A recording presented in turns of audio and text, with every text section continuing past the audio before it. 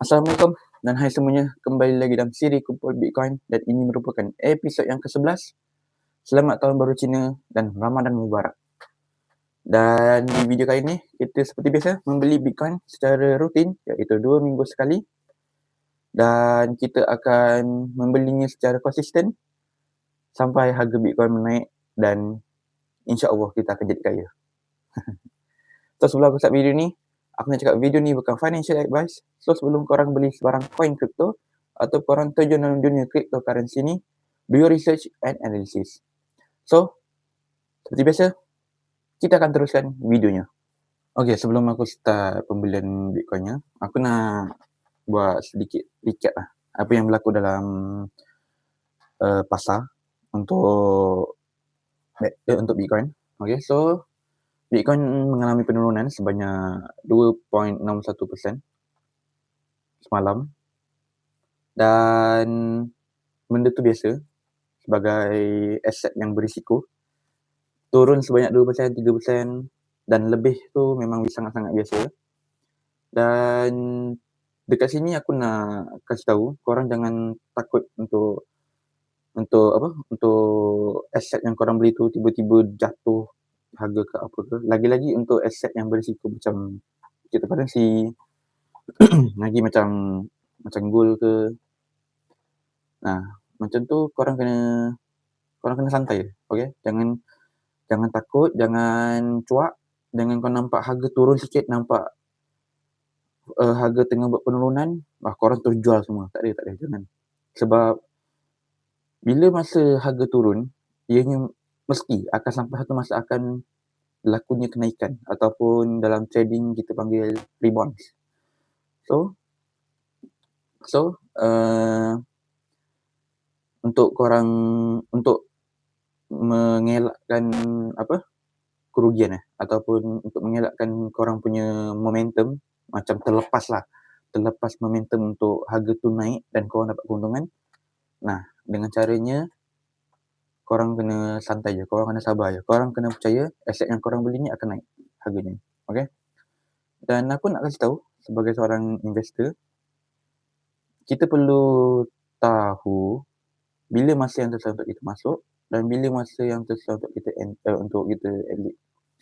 Sebab aku percaya sebagai seorang investor, kita perlu tahu masa yang sesuai supaya kita dapat menjamin keuntungan ataupun kita mendapat keuntungan daripada kerugian.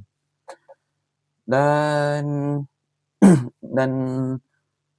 aku ada satu tips lah. Bukan aku punya tips lah. Orang lain punya tips, maksudnya investor-investor yang dah lama dalam market. Dan aku belajar dari diorang dan diorang mengajarkan aku satu benda. Iaitu, kalau sesuatu aset tu, banyak orang tak bercakap tentang aset tersebut. Macam contoh lah, aku ambil contoh macam cryptocurrency ni. Contoh untuk aset Bitcoin. Kalau kau tengok dalam Instagram ke, TikTok ke, mana-mana social media sekalipun, kalau influencer tak ada bercakap, tak ada macam keluarkan konten pasal cryptocurrency ke, macam Bitcoin. So, itu masa yang susah untuk korang beli. Sebab aku percaya bila influencer dah bercakap tentang Bitcoin, mestilah orang lain akan FOMO betul untuk beli Bitcoin juga. Sebab aku percaya sebab pempengaruh ataupun influencer, diorang kan ada followers, right? And bila diorang dah bercakap tentang Bitcoin, mestilah followers dia akan ikut diorang punya influencer untuk beli juga. So, bila situasi itu berlaku, akan berlakunya fasa euforia. Euforia bermaksud suatu masa yang apabila semua orang macam tak nak terlepaskan peluang. Macam tak nak tertinggal lah. So, bila orang dah euforia, dekat situ akan berlakunya fasa-fasa yang buruk lah. Contohnya macam kalau harga sekarang 67,000 untuk Bitcoin, And kalaulah katanya sekarang adalah masa yang euforia, contoh harga naik sampai 79,000, 80,000, dan dekat situ bila harga dah naik dan at the some point harga Bitcoin ni tiba-tiba pecah, dia akan berlakunya penurunan secara drastik, secara signifikan. Yang bermaksud daripada harga Bitcoin 79,000, 80,000 boleh turun sampai 59,000, boleh turun sampai 69,000. Dan dekat situ orang akan rugi lah. Sebab sebelum ni macam masa bulan 1 bulan lepas ataupun tahun lepas juga, harga Bitcoin pun daripada 70,000 lebih, 80,000 lebih terus crash sampai 67,000 pada masa sekarang. Aku pun dah mengalami kerugian dan dalam Luno aku ada minus berapa lah? Minus 25%. 25%. Itu adalah angka yang sangat besar untuk investor pemula. Tapi aku percaya one day akan naik harganya untuk Bitcoin. Dan macam aku cakap tadi, kalau masa euforia korang jangan beli. Kalau masa macam sekarang, orang tak ada bercakap tentang cryptocurrency, orang tak ada cakap tentang Bitcoin, so korang beli pada masa tu. Supaya bila dah berlakunya masa-masa euforia, bila dah berlakunya situasi yang mana orang beli banyak-banyak, kan, kat situ korang boleh hati-hati dan korang boleh trim korang punya pembelian. Macam mungkin macam style aku, setengah aku akan masuk dalam wallet aku dan setengah lagi aku akan biarkan dalam exchange. Nak dia turun ke, nak dia naik ke harganya aku tak kisah. Sebab aku percaya bila orang dah terlampau banyak sangat membeli sesuatu aset tu dan pecah harganya, which is dah tiba-tiba dia bearish, tiba-tiba dah turun harganya, memang semua orang akan exit lah. Dan bila semua orang dah exit, kemungkinan akan ambil masa yang lama untuk recovery balik harga sesuatu aset tu. Kita tengok je lah macam gold.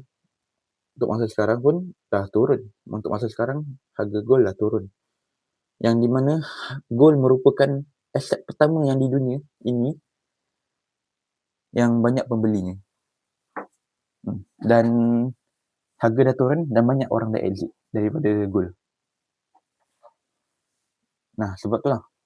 Untuk sampai sekarang pun harga gold boleh cakap naik tapi tak macam mana cakap, tak macam menaik secara signifikan lah. Macam break dia orang punya all time high ke apa ke, tak ada.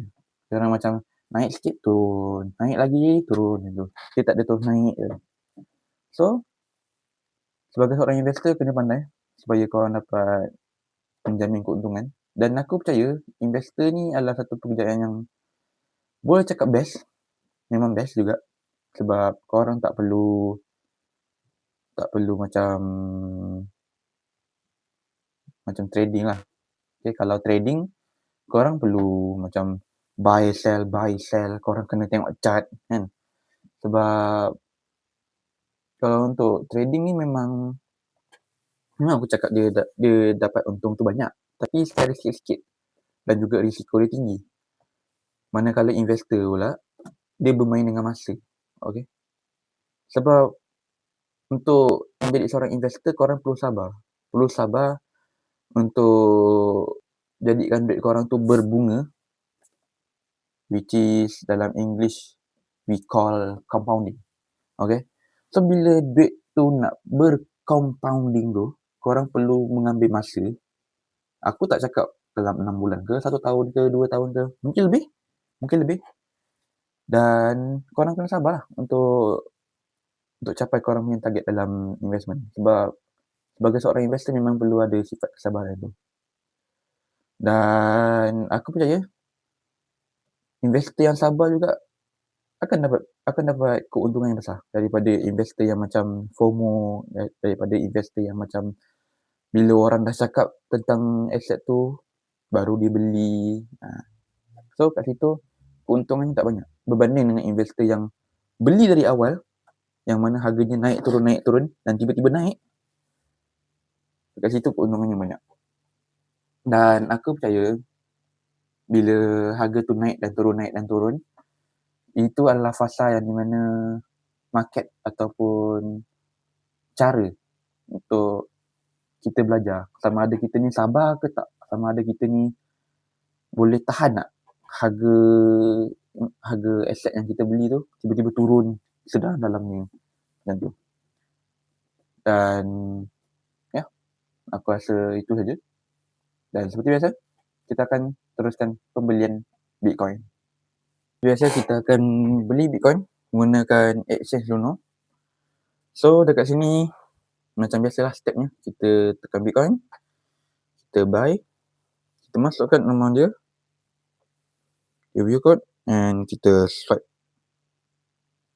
So kat sini kita dah membuat pembelian Bitcoin dan dapat Bitcoin sebanyak 0.0011828, yang di mana macam cakap tadi, harga Bitcoin sekarang mengalami penurunan ataupun fasa sideways, yang di mana harganya di situ-situ je, tak ada naik, tak ada turun. Dan kita boleh tengok kat sini, kita punya wallet, kita punya Bitcoin sekarang ada 0.0014, which is harganya 300 lebih untuk masa sekarang. Kalau Bitcoin di fasa bullish, mungkin lah aku punya aset Bitcoin sekarang berjumlah 700 lebih ataupun 700.5 ataupun 800 macam tu. Dan ya, kita akan konsisten membeli Bitcoin. Dan dekat sini kita boleh tengok aku pun ada beli Solana, aku ada beli Ethereum, yang di mana aku punya plan untuk Solana adalah aku beli coin Solana dan aku jual. Maksudnya aku tak tahan, aku tak hold coin Solana ni lama-lama lah. Maksudnya macam mungkin 2 bulan selepas aku beli Solana, aku akan jual setengah, aku akan beli Bitcoin dan juga Ethereum lah. Dan ya, aku rasa seperti itu saja untuk video kita pada kali ini. Dan aku harap korang dapat belajar something daripada video ni. So, ya, sampai jumpa di video Kumpul Bitcoin episod yang ke-12.